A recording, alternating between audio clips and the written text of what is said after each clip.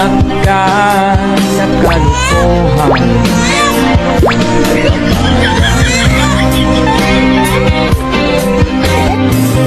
Lagi kang naglalasing, magulang mo'y di pinapansin. Nais lang naman nila ay sa iyong kabutihan. Magbago ka,